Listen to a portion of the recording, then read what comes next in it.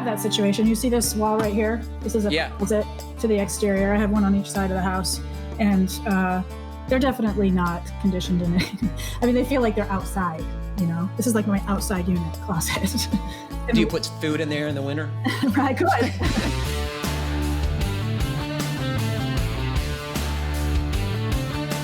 Welcome to the Fine Homebuilding Podcast, our weekly discussion of building, remodeling, and design topics aimed at anybody who cares deeply about the craft and science of working on houses.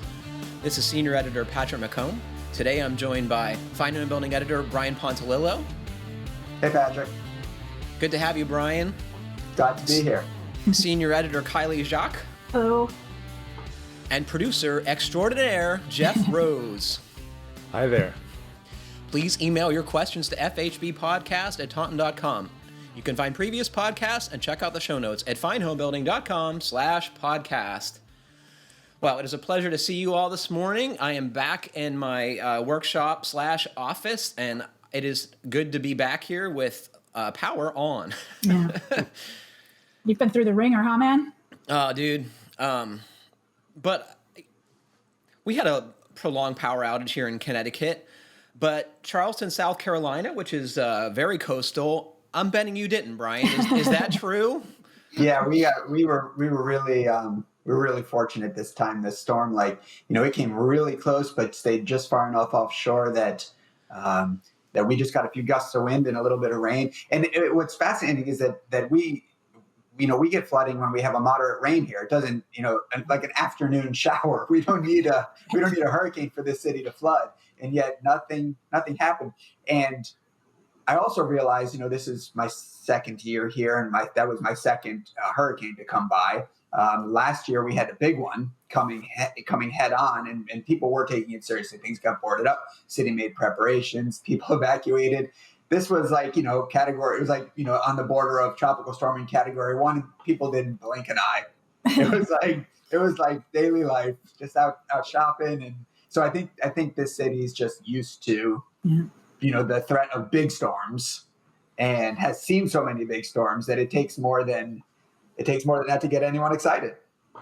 Brian, what do the city planners envision for the future of Charleston? Are they making infrastructure improvements to deal with more regular flooding? Is that a regular topic of conversation in the news? Does anyone pay attention? Patrick, that's one of the, this is not, it's not necessarily funny, but it kind of is. Last year there was I had seen a flyer last year for a city meeting it was kind of I think it was kind of a town hall meeting about just those issues. And it was canceled because it aligned with when that hurricane was coming through. And I thought about going, and I couldn't, and I didn't go because of that. And I haven't seen anything since. I would be curious to know about that. And I did have seen some construction down at the end of the peninsula. There's a really big seawall, and I have seen that seawall is being updated right now, and I think raised. And from what I hadn't noticed that this seawall looked like it was crumbling or anything, and I'm kind of down there a lot. So I'm wondering, and I don't know, this is speculation, but I'm wondering if they're doing it just as a preventative measure. This is, parts of the city are at or below sea level. So, it can't handle any sea level rise. Yeah.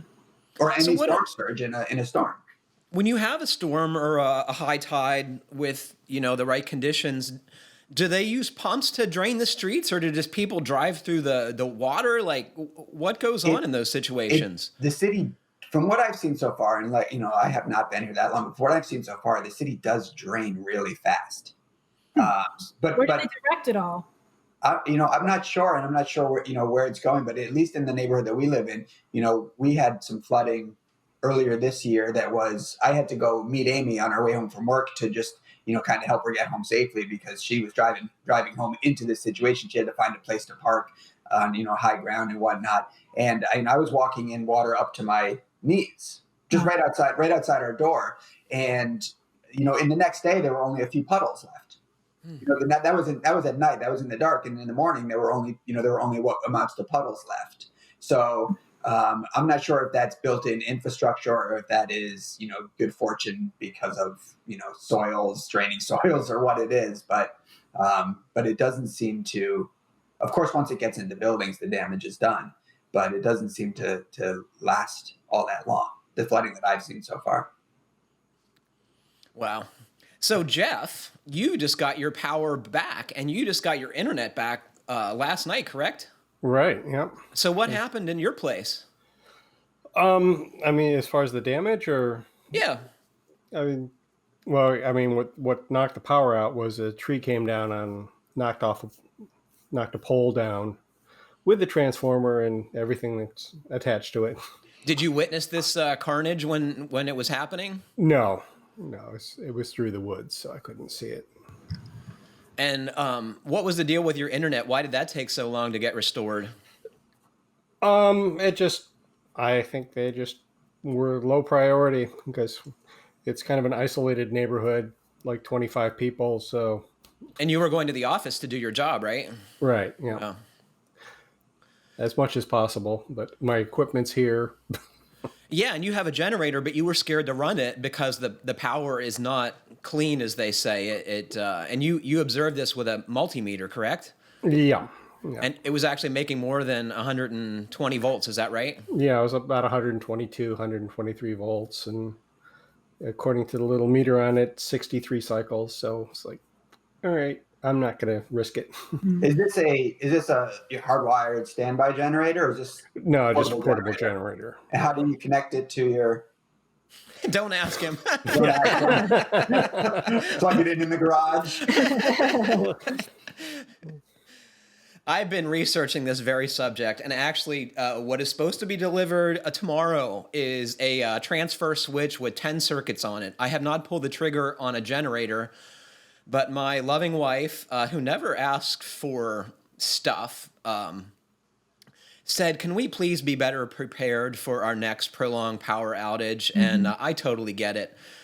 So I don't think now is the best time to buy a generator, given that the demand. Mm-hmm. But I think probably in a few months, when everyone's forgot about this, they're going to shake out again. So I bought the switch. I'm going to wire it over the weekend, and I want to be ready next time. It's too hard to deal with.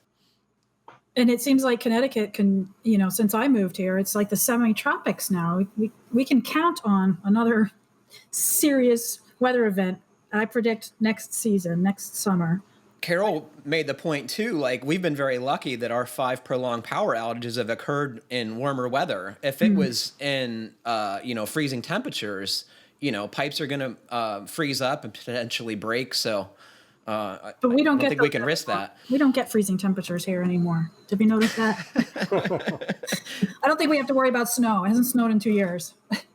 Kiley, I didn't get a chance to ask you about your storm experience on the show. How long was your power out, and did you have any damage to the house? I feel really fortunate. I live in a little ramshackle fishing village, and its proximity to Main Street is what saved us from being out of power for very long. I had 2 days where I didn't have power, but I think otherwise we would not have been serviced. We would not have been a priority, but all of Main Street was out, and that's where all the businesses are. So I feel fortunate that way. I was really glad the river didn't rise. We didn't get a lot of rain with that storm. No. And that's my biggest fear is when this river gets roaring, it is pretty scary. I've seen entire trees going down that river. And you're not far away from it. Not at all. I'd say 40 feet. Yeah. I did have a big old sycamore branch come down, and that scared the bejeebus out of me. My house felt very tiny, so I did some hauling of branches and cleanup and whatnot, but I feel fortunate. I've seen some serious damage around here. I won't belabor our little check-in this morning, but I had a unique experience yesterday, actually the day before. We're eating dinner, and the washing machine starts beeping. Beep, beep, beep. It's not draining. A little flashing light comes up on the control panel. It says ND, so I have to look up what that means. I couldn't figure it out. So I got a load of towels in there, and it's full of water, and it won't pump out. So that was great. Loved it. So I did. On front-loading washers, they often have a little tube at the bottom of it. You can drain the water out manually. So it took me a few minutes to figure out how to get the water out and then the towels and hang them up. But here's your problem. What I'm showing my colleagues is the electric motor that runs the pump that pumps out my washing machine, and I'm pretty sure this has failed, and that's supposed to come tomorrow. But to get to this, you have to take everything apart. Patrick, do you have another? Don't you have a drain and spin cycle where you can? Did you try that first? I did, but the pump has failed, so that doesn't work either, right? You know what I mean? Yeah. So you do have that option to try it. I did. Because that's happening right downstairs right now as we speak. I can hear that happening in my own house. So when I took this stuff all apart, I found in one of the tubes that lead to the pump a perfectly sized piece of duct tape, thanks to my teenage son who uses this material for everything. Apparently he had left a piece either attached to his clothing or in his pocket, and that's what jammed up the pump and probably starved it of water and made it fry. So I found that piece of tape. I was like, God, that would be awesome if that's the problem. So then I put the thing all back together and did the rinse and spin cycle as you suggest, Kiley. And of course, it filled up with 7 gallons of water. And since there was no laundry in it, it even put more in than it was normal. So then it didn't pump out, and I had to drain it all over again and take it all apart all over again. But it's going to go much faster when I put it back together. You know it well. So we have a special, and you have appliance problems too, Brian, right? I do. I have a home problem show. Refrigerator. Yeah. But you just called your landlord and be like, dude, get your fridge. Yeah. So I just called my landlord, and the appliance repairman is coming. It's a beautiful thing. Or the new fridge is coming, one or the other. Yeah. I think we got one of our best letters recently, and I'm going to read the whole thing because it made me cry. Me too. I was like, this is love. My husband, Matthew, is a 33-year-old stormwater engineer and FHB subscriber/podcast listener. This past year and a half, he has dedicated every weekend, every weeknight, and all his brain power to build us a home.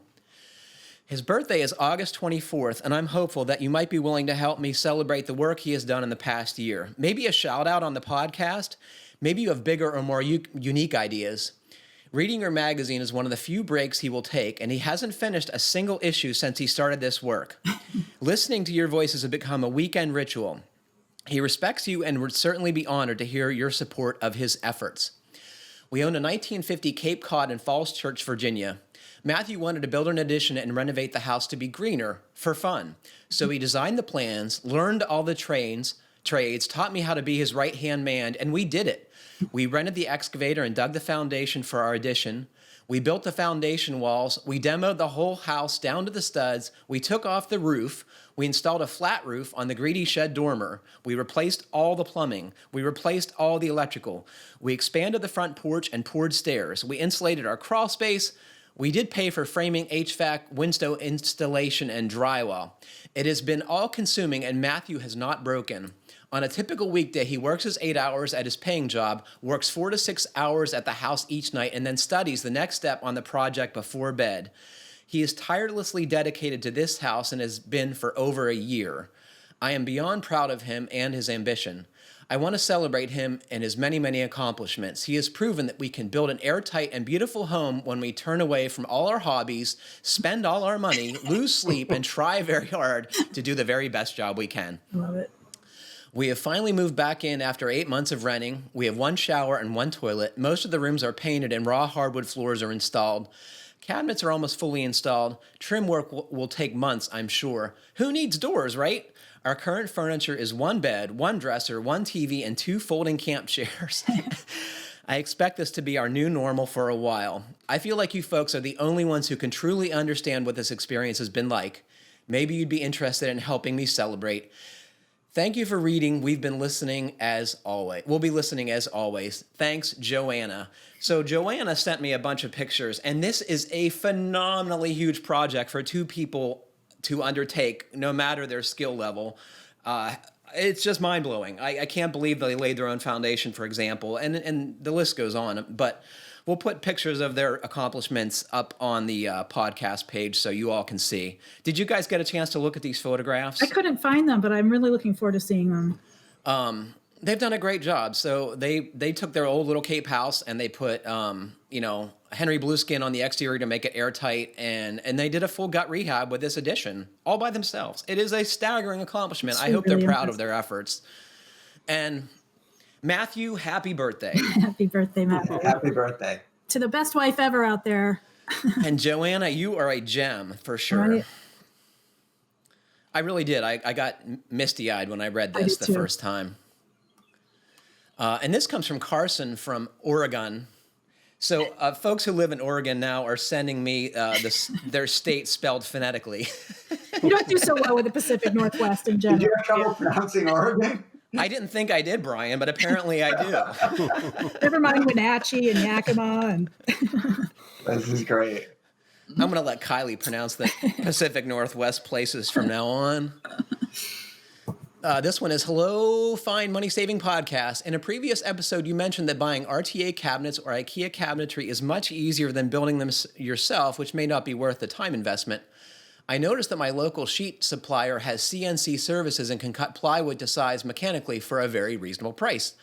I have never heard this mentioned on how-tos on cabinetry, never seemed to start with, have your supplier cut all the sheets to size for you. Instead, they proceed to show you them cutting the plethora of heavy 4x8 sheets, hoisted onto a table saw 4 times larger than the one I have. Do you have any experience with CNC-cut plywood for cabinets?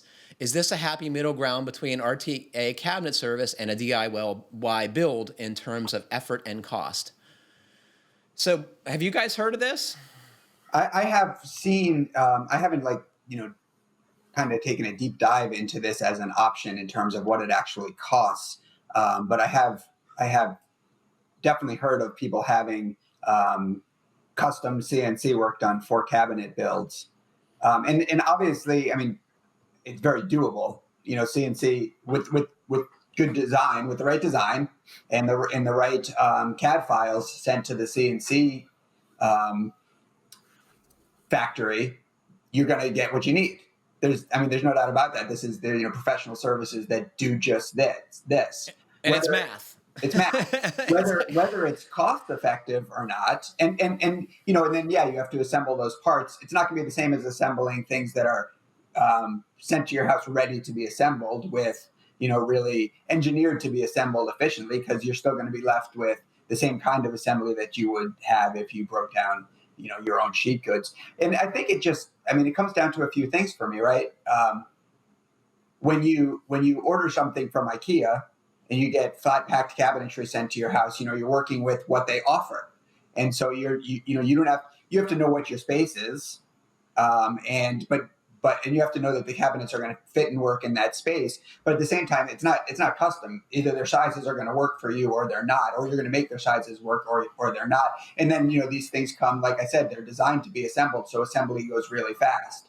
The question here is there cost savings between paying for the CNC work, the design work, unless you can, you have the ability to do that, and then the CNC work versus, he mentions a table saw, but maybe it's a track saw. I mean, once you have a cut list, breaking down sheet goods isn't complicated work. It goes pretty quickly, and the tools that you need to do it, if you're using a track saw or making an outfeed table for your table saw or whatever, aren't expensive.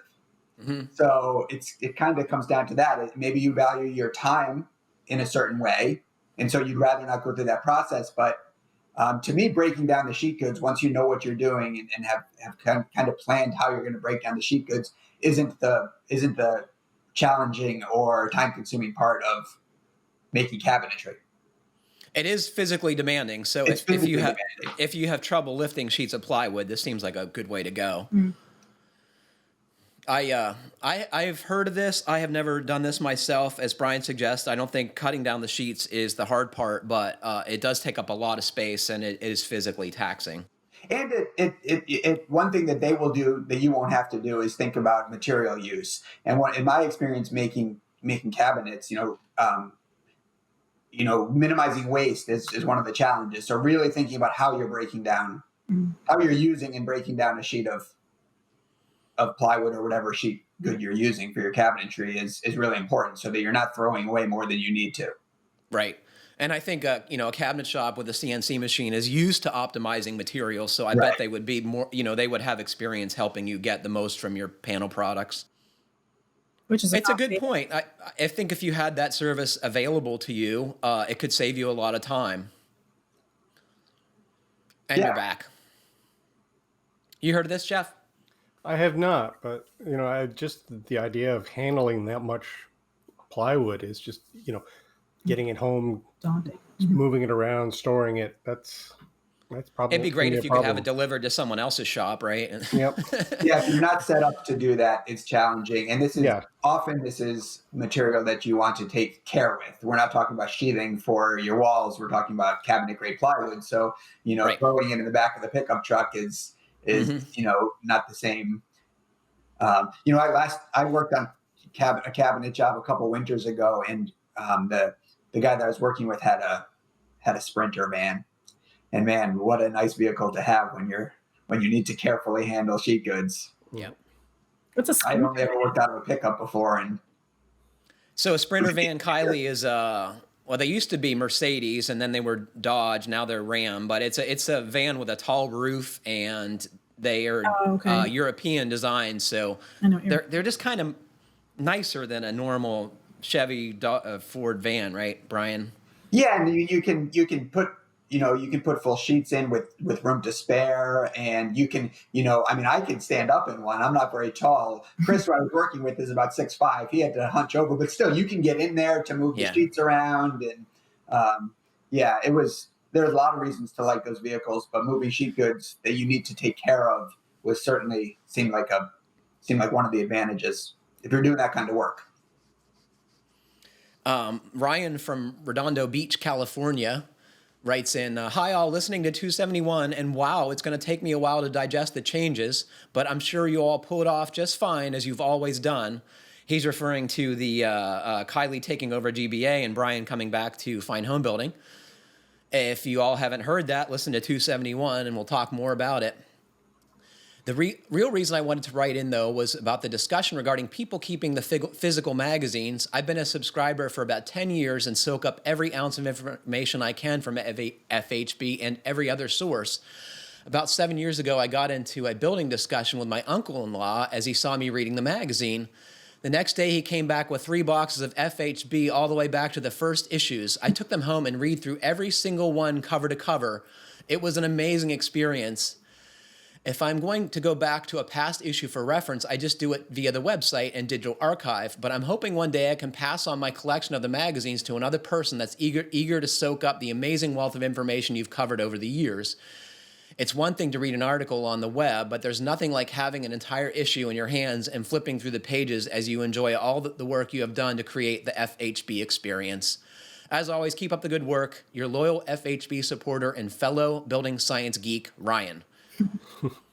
Brian, do you go back and look at the old magazines? Justin was talking about that recently. Rob does that a lot. Who does? Rob Watzak.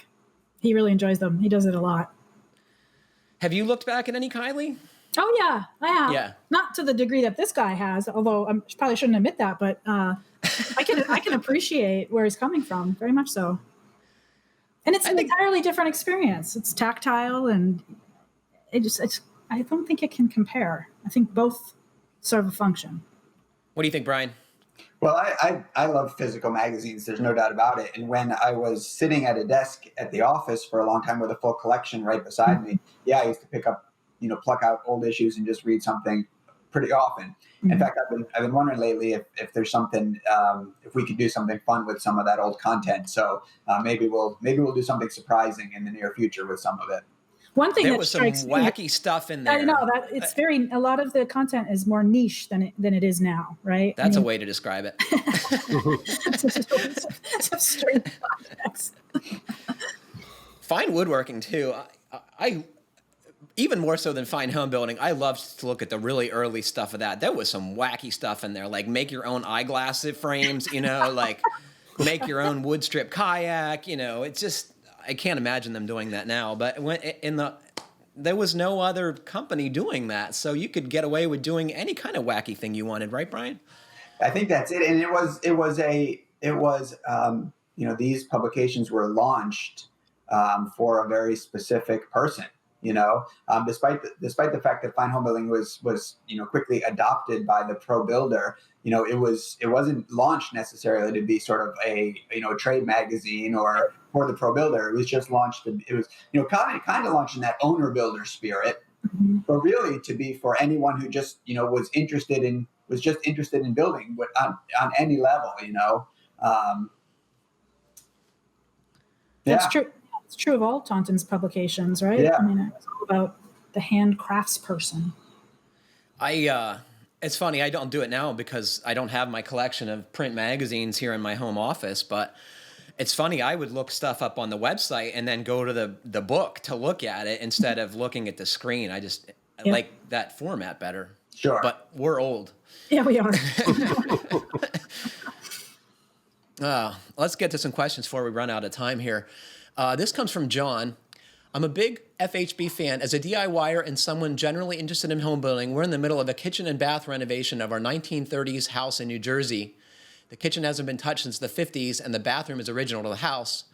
The work is substantial, including a new 26-foot steel beam and footing in the basement to replace a load-bearing wall, all new plumbing from the main to replace the aging brass, and a new sub-panel to serve all the new circuits to that side of the house, and replace the original metal-clad fabric wiring. We aren't doing the work ourselves. Our first round of inspections were today: framing, rough plumbing, and electrical. Each of the 3 inspectors spent approximately 20 to 30 seconds in the house, and none of them went to the basement. The electrical work especially didn't seem ready. The sub-panel is still in its packaging. I assumed that inspection would be delayed or result in a failure. We passed all inspections with flying colors. The permits for this job weren't cheap, around $1,500. This is the first time we've done a renovation on this scale, and I'm wondering now why we should have even bothered. We have complete confidence in our general contractor and his subs, but as a homeowner, I expect the inspectors to ensure all of the work is done to code. Is this normal? Is it worth reporting the inspectors, or is it just that going to be a waste of time? Can I claim this as a donation on my tax return? Man. First thing, don't report the inspectors until you've had your final until you're done. But this just, it just isn't a surprising letter. I mean, code adoption and code enforcement is just all over the map, depending on where you go and who you get. And if you pay attention to this industry for long enough, you just hear these stories over and over and over again. And somewhere in between the inspector that's out to get everyone and the inspector that doesn't care to look, there's a good inspector, right, who really knows how to work with the builders and and make sure that houses are built right, are built safe, do meet the codes, and also aren't trying to prove any points. Patrick, this would be a great. You need to find one of those good home inspectors to come onto the Pro Talk series. That'd be a great. If there are any out there who are willing to be on the show, I would love to talk to you. So if any of you guys are listening, or women that are inspectors, and you'd be willing to talk to me on Pro Talk, I promise to go easy on you. So I think there's 2 points I want to make. Inspectors, like anyone who works with people on a regular basis, you learn there are some people you can trust, and you learn that there are some people you can't trust. The people you can't trust, you watch them every step of the way, and you make sure that you follow up with them so that they're doing their job. The people that you trust, you don't have to do that. They just do their work, and you let them. So my guess is that the subcontractors and the contractors that are working on John's project are reputable and trustworthy, and the inspectors know them and know that they're not trying to pull one over on them. With regard to the sub-panel still being in its packaging, a rough-in inspection is just that. It's the stuff that's behind the walls that you can't see. Once the sub-panel is installed, he's definitely going to have a look at that at the final inspection, right? So it's not critical that stuff is all done before the walls are covered, right? Because it is still visible once the work upstairs is done. So I wouldn't worry too much about that. Patrick, I think that's I hope that that's the way that it would work. How would you know?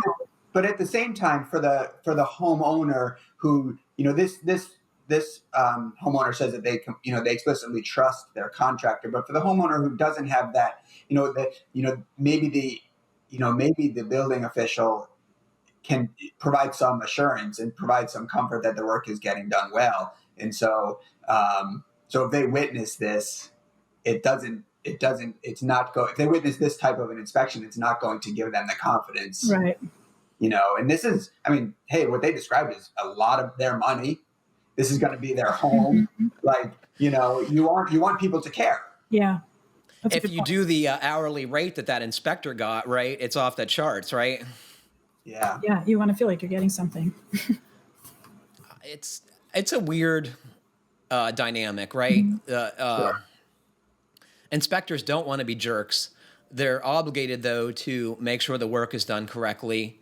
I don't know how to respond to this other than to say I'm not too surprised to hear this. I'm really not. Yeah, it's a common tale told one way or another. Lots of variations, but I routinely hear about inspectors who don't even get out of the car. They show up at the job site and then they sign some papers and hand it to the contractor from the seat of their pickup truck or their car, right? Or say, send me photos, and there's only so much you can see in a photo. If for John's peace of mind, I think you bring a good point, Brian, is I would take my own photos of all the work. And if something goes wrong down the road, at least you'll be able to, have documentation that this is not done correctly, right? It's a good idea.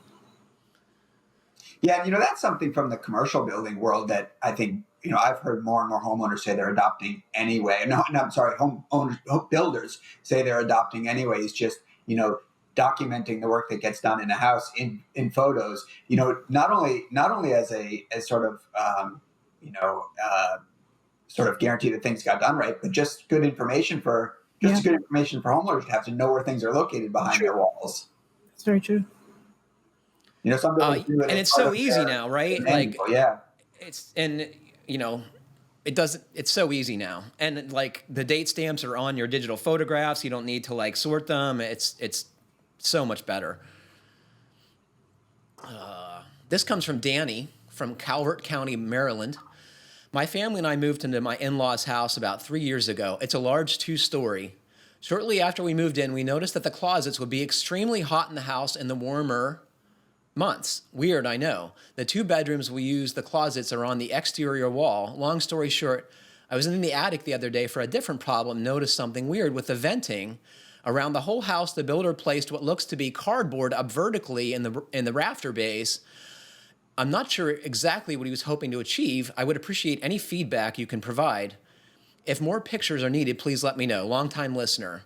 Danny, so I took a lot of your photographs, and those are insulation baffles. At the eaves, at your soffits, you need a way to keep the thick layer of insulation from completely blocking off the rafter base. So he put these cardboard pieces in there to create the airspace that would allow your soffit vents to communicate with the ridge vent. So it's the way it's supposed to be.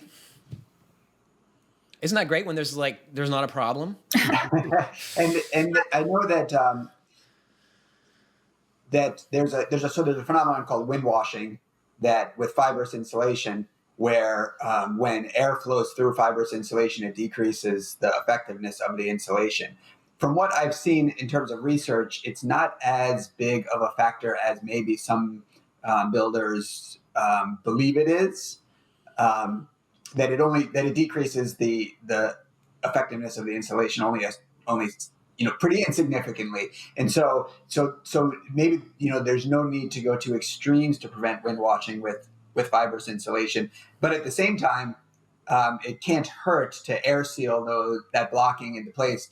If it's just a little bit of extra work when you're installing that blocking to keep the insulation inside the attic, it can't hurt to air seal that. And closets are always going to be warmer or colder than living space because they're not communicating. There are no registers that are blowing into your closet, right? It's like making a room within the room, and it's not getting conditioned like the rest of the space. So yeah, I don't think that's at all unusual. I wondered what kind of doors he has on the closets and if there's insulation in the walls. and if it's effective. But yeah, you're right, Patrick. If they're cooling the house in the summer and that cooling just isn't getting effectively into the closets, then that's why they're going to be a little hotter. And if there's tons of stuff in the closet that you would also need to bring to the conditioned temperature of the house, right? So if the closet is at 80 degrees, that means your hundreds of pounds of clothing and boxes of shoes and all the other stuff you have in there are also 80 degrees. You have to make all that stuff cooler to appreciate any difference in the temperature, because it's still going to be radiating it. Right. I have that situation. You see this wall right here? This is a closet to the exterior. I have one on each side of the house, and they're definitely not conditioned in anything. I mean, they feel like they're outside. This is like my outside unit closet. Do you put food in there in the winter? I could. All right. So let's, Zachary from Annapolis. Zachary writes, hey, FHB podcast. In episode 269, you had asked what our favorite can't live without tools are. I have two that I'd like to share. First is a marking knife. I think I've heard you talk about them before, but they're super fine knife blade that you use instead of a pencil to mark your wood. The accuracy you get is so much better than a pencil, and it will mark pretty much any surface. For instance, if I have wet pressure treated lumber, I can never get a pencil line to show up, but a marking knife will always leave an easy to see mark. On the inverse of accuracy, if I just need to mark generally and don't need to care too much about it, I found a 1.3 millimeter mechanical pencil to be far superior to anything else. They're often used to teach kids basic handwriting, so they're cheap, easy to grab, and the lead is thick enough that they won't break. I think I need one of those because I break pencils. The other tool I found myself not being able to live without is a Ryobi cordless Devour debris sweeper. You can occasionally get it on sale for under $100, typically being around $150. While I don't use Ryobi tools generally, I found that they have a few cordless tools that are extremely useful. This unit has two large brushes that sweeps pretty much anything into a bin, from sawdust to chunks of concrete to large amounts of water, even though you're not supposed to. It's also extremely easy to use. While it doesn't get every bit of dust, it works extremely well, and at the end of the day, just to do a quick cleanup, it's awesome. I've also found it useful elsewhere, such as the driveway and patio, so it's definitely been worth the price. Lastly, later in the episode, you talked about appraisers and what they seem to not factor in, especially when it comes to energy efficiency. There actually is an official form 820.06, which can be used to highlight the energy efficient upgrades, and it's supposed to help raise the value of the house when taken into consideration. That being said, I just went through the appraisal process for a refinance and was frustrated when the appraiser was far more interested in the new appliances that last less than 10 years instead of the insulation and air sealing that will last a lifetime. I also handed him the filled out form 820.06, and he had never heard of it, even though it's from the Appraisal Institute. Hopefully, as time goes on, appraisals will start to learn more about the importance of these areas, but not holding my breath. Thanks for everything you do, Zachary. So, Brian, you're probably more familiar with this form than anybody. Have you heard of this? I haven't heard of I don't know the specific form. What I am aware of is that there is a, and I just became aware of this recently, but there's a type of certification appraisers can get and maybe need to have to value the energy efficiency of a house in the appraisal. So I think it's another it's an add-on to their license, I believe. So I wonder if they have to have that add-on to their license to be able to use this form, to be qualified to use this form, because you would think the things that the average appraiser knows to value in terms of property square footage, all these things that are the common common things used to appraise a house. It's very different from understanding the energy efficiency of the house. So I'd be interested to look. Maybe we can look into that a little bit and report back on another episode, because it's certainly one of the things that it might take to move the industry in that direction. Kiley, what do you think of this? I've never gone through a house appraisal before, and so I'm not familiar with what they look at. Well, didn't they have to appraise your house when you got a loan? Well, I guess that's true, but I wasn't part of the process. So it happened when I wasn't here, and I wasn't particularly involved in any way. What they have to look at has very little to do with the quality of the home. Yeah, they're just looking at stats of. They're looking at stats, property square footage, and comps. Yeah. So how those stats compare to things with other homes similar homes within a radius. Sometimes you don't have comps. My house did not have any comps. Yeah. So that's tricky too.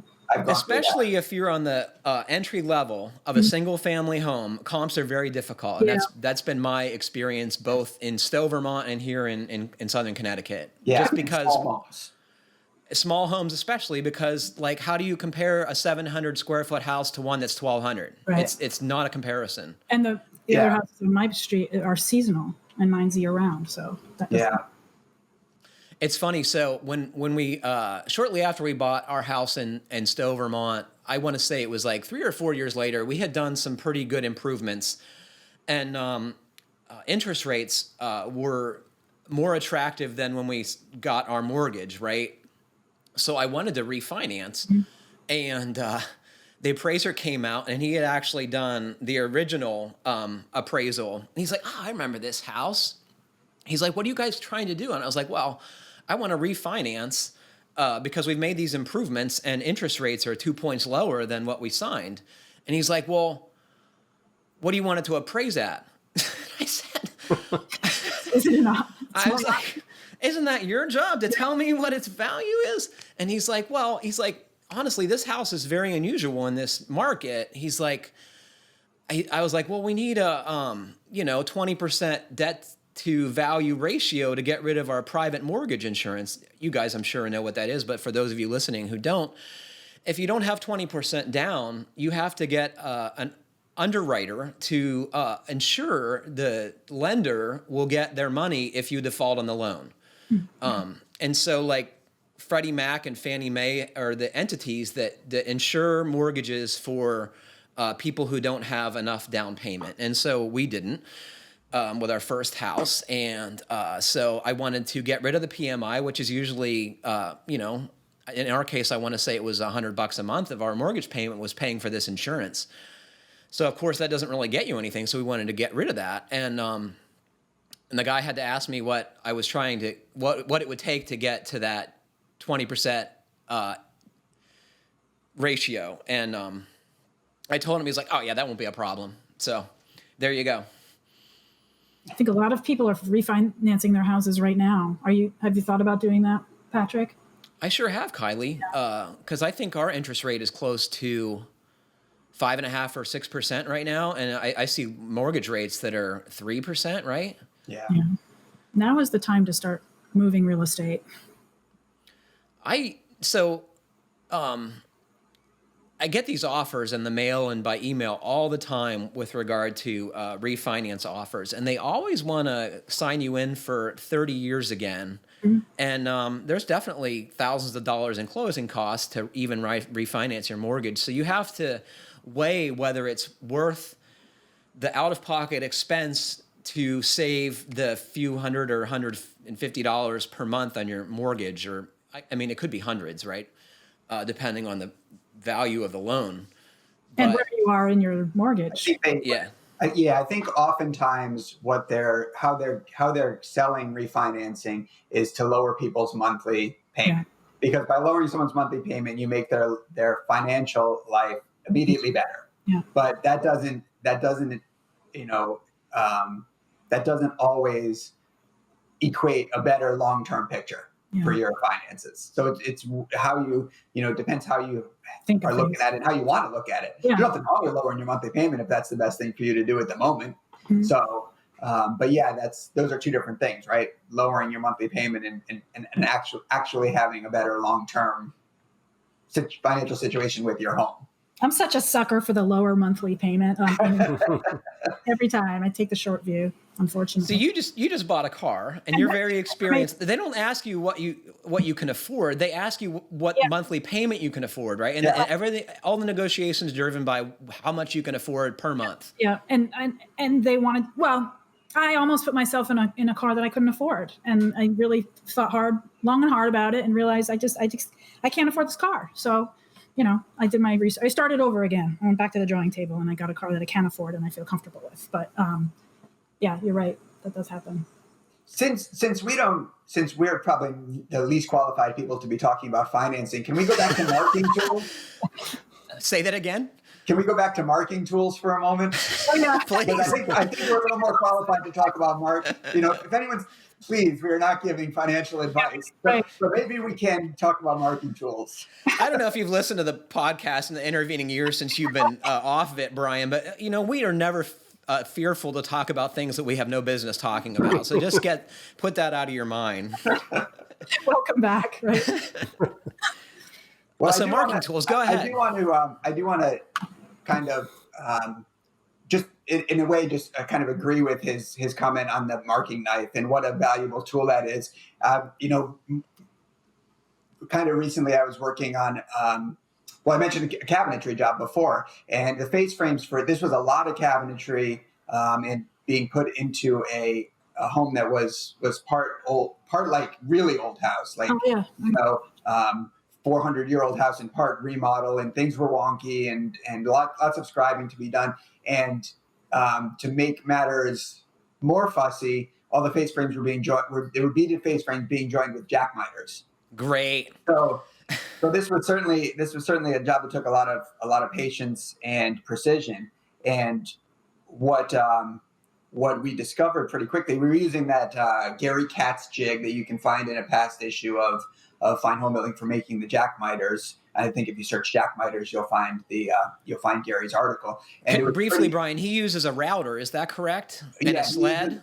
He uses a router and a sled. The jig kind of slips down onto the piece of stock, and you have to modify your router bit to make this jig work. But the modification was pretty simple. It's basically cutting off.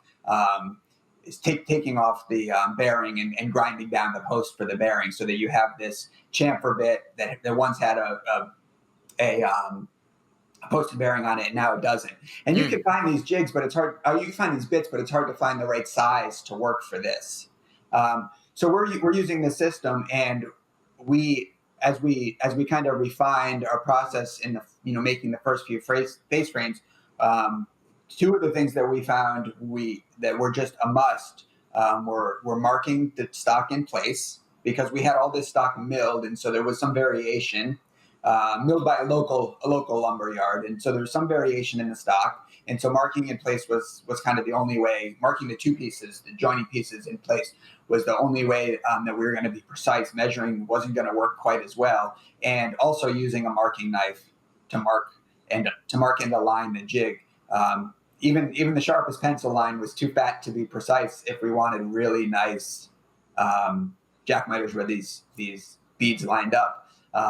And so I really, that was sort of, I had used the marking knife before for certain things, but that was sort of when I realized marking knife had a place in the tool belt, or at least nearby, when doing that kind of either cabinetry work or just, trim work where you really wanted that level of precision. One of the other things I'll mention just quickly, if anyone has tried to use that Gary Katz jig, or wants to use it, if you have your beaded face frame milled like we did at the local lumber yard, the bead has to be in plane with the flat of the stock for that jig to work without tear out. So that the bead is also snug against the jig. Otherwise, when you bring your router bit down to the end of the cut, you're going to get some tear out. So we actually had to have this process. We made these thin strips of wood, and we had to, you kind of had to shim into the jig and leave that shim in place as you route it. It worked just fine, but without it, we would get tear out on one side of every jack miter.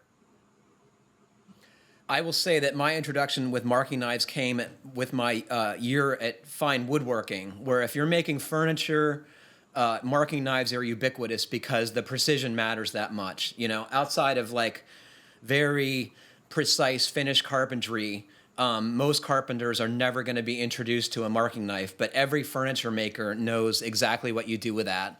And my buddy Matt Kenny taught me that the very best ones are just a piece of flat tool steel without a handle, because you can take the tool steel and push it against whatever you're marking, and it transfers that exact edge to the piece of stock that you're marking. And that's key. And he actually made me one from a piece of tool steel and gave it to me, and heat treated it. And I love it. I use it very often. And at first I was going to turn a handle for it on the lathe, and he's like, why would you do that? It's not going to work as well. And then he proceeded to teach me how to use it. and I was grateful, because it takes someone showing you how to use the tool effectively. Yeah, woodworkers, there's a lot of great marking tips that we can steal from furniture makers when we need more precision in marking. And that those cases aren't, those cases are more of a rarity in home building, but they happen. You were talking about beaded face frames as an example, and beaded casing, right, with mitered corners. Similarly, you have to do these jack miters. And for those of you who don't understand, you have to cut off a section of bead so the bead can turn a corner, right?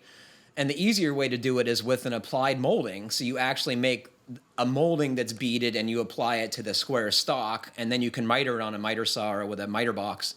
But it just doesn't look as good as having the bead applied to the larger piece of stock and then doing the jack miters. And any finished carpenter will tell you that it's going to be more robust in changes of temperature and humidity, whereas sometimes the bead and flat stock, where they meet, will crack because of seasonal changes, right?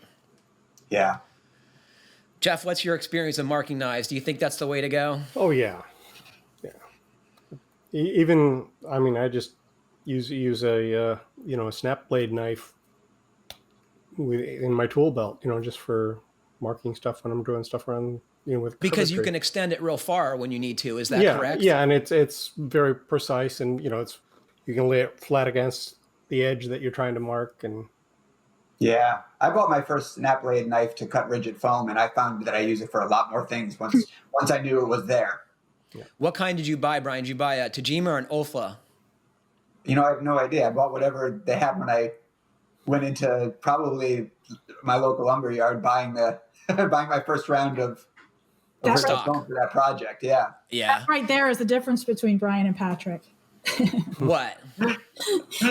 He just has a knife and it works, and I want to know what brand it is. Well, is that the TH22 or the 23? I can dig it out and show it next week. I just want to spend a little bit of time talking about the transition that you're making to GBA, Kiley. Brian told me yesterday that you're going to start in there very soon. And how do you feel about that? And what do you want to do there? That's a good question, Patrick. Well, first, I just want to get the job under my belt. It's going to be, to start. I start on Monday full time, and my goal at the moment is to keep up with the publishing schedule as it is. And then once I feel comfortable with that and get to have a working relationship with all of the contributors, I need to be thinking bigger picture, long-term content development. And I look forward to getting to that place with it, because right now it's just kind of, Brian has set me up nicely to, get the content up and available when it's supposed to be. And, but beyond that, I'm looking forward to working with Brian and the team in general to get the right content and figure out how we might marry these brands up a little bit for content production efficiency's sake. As long as I've known you, you've had an interest in energy efficient and socially responsible building. Let's describe it as, right? I would say that's true. What fostered this interest for you? What is it that made you, or what introduced you to? How were you introduced to it, and what appealed to you about these content areas? Right. Well, when I made my career change, I wound up befriending an editor who, at the time that I met her, was being asked to put together a membership publication magazine for USGBC, that's United States Green Building Council. And as a result of that relationship, that professional relationship with her, she started giving me a lot of assignments for USGBC. And that's when I started to learn about green building, but in the commercial sector. And, it's more conceptual for me, I would say, which is why I really appreciate Green Building Advisor is it has those types of pieces, concept pieces, but it's also very technical, and there's a lot of mechanical information. And I'm really looking forward to spending all of my time getting that down to a point where I can articulate it. I really value that about you guys. You're able to verbally express a lot of these concepts, and I'm really looking for, I can do that on my computer screen. I want to be able to conversationally discuss it. I think that my time at GBA is going to really enhance my ability to do that. So to answer your question, I just got some really fascinating assignments for USGBC and found, I've always been an environmentalist at heart, and it speaks to me on a personal level, professional level too, but I enjoy talking with architects and designers and builders who are conscious of these things and make it their life's work to build better for the environment's sake. That's what motivates me. Well, I will point out that you were the most recent in a line of skilled and passionate editors, and I think Brian made a fantastic choice for you to lead that brand. Thank you very much. I really appreciate the support that you guys give me, and I'm feel not as articulate as you are, but I am very happy to spend time reading about these things and figuring out a way to put it into words, my own words. And I come at this as a journalist, not a builder, and so I think being at GBA might be a better fit for me in that sense. I think Martin started that legacy of a journalist who is going to the right people for the information, and that is a tenet of the Taunton brand, is that we are not the experts, but we know who they are and we bring them to you. So I think that's the right approach. Yeah, it makes sense to me too. Brian, what do you hope to see GBA do with your change in leadership? It's a good question, and I think I hope to see. I mean, really, and this is true for Fine Homebuilding and GBA. I just hope to see, a natural evolution of what the brands should be as issues in, particularly design and construction for Fine Homebuilding, change as processes and materials evolve. Really, I don't think we need to, and I don't think we've ever needed to make big changes to our brands. I think the key, and sometimes we succeed at this and sometimes we don't. The key is to just keep up with what's happening, to really evolve as the industries evolve, and to some degree. And like you said, Patrick, it's not really us, it's really the experts, but to lead the way, or to at least present the experts that are leading the way.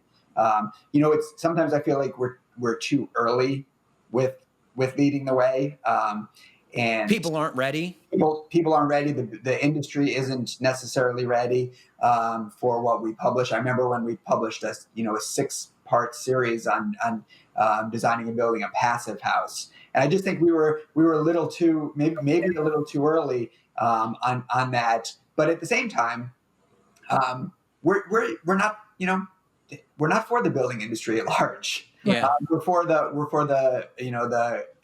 custom builder, we're for the passionate builder, we're for the caring builder, designer, architect, engineer, all those building professionals. I think GBA has has to evolve with, and not that Fine Homebuilding doesn't either, doesn't also, but GBA more specifically has to evolve with climate science. Yeah. Because climate science is always learning new things, and what we're seeing right now is how green building professionals, high performance builders have started to evolve with the information from climate science that realizes the imperative of change right now. Yes. Green builders became very passionate about energy efficiency, thinking long term, right? And that's very important, and that is a worthwhile goal, no doubt about it. But climate science in the past, in more recent times, have realized that we have to make an impact in the immediate to affect the long term, and that the immediate is more important than the long term. And so these high performance builders and green builders have changed their thinking from solely focusing on operational energy to focusing on embodied energy, because embodied carbon is released in the first year in the year that the home is built. So we're seeing this evolution, and we got to stay up with that so that builders who come to GBA for that information have the tools, have the information to evolve what they're doing. So a little bit of difference. I mean, I don't think Fine Homebuilding can ignore those issues either. The difference is that Fine Homebuilding is, more of our pages are dedicated, and more of our website is dedicated to how-to processes, trim carpentry, masonry, plumbing, and less of the pages are devoted to material choices that would have an impact, or energy efficiency that would have an impact. We do it, we cover it, and we need to. It's just that's sort of the difference between the two brands, which also have plenty of overlap. Right. Agreed. Yeah, well said. Well, Kiley, we expect big things from you, sister. Well, I hope to deliver. That's the plan. She will. I'm getting I honestly, guys. I can't think of a better choice to lead that very important product. So thank you for taking it on. Otherwise, I might have had to do it. Well, unfortunately, that's all the time we have today. Thanks to Kiley, Brian, and Jeff for joining me. And thanks to all of you for listening. Please email your questions to fhbpodcast@taunton.com. And please like, comment, or review us. However you're listening, it helps other folks find our podcast. And I want to remind you all, please go to the podcast page on the website and fill out the survey. It's going to help us deliver a better show for you every week. And it's very important to continue our mission. So if you all could please do that, please, please, please, please, I would be so grateful. Thanks again for listening. Stay safe, everybody, and happy building.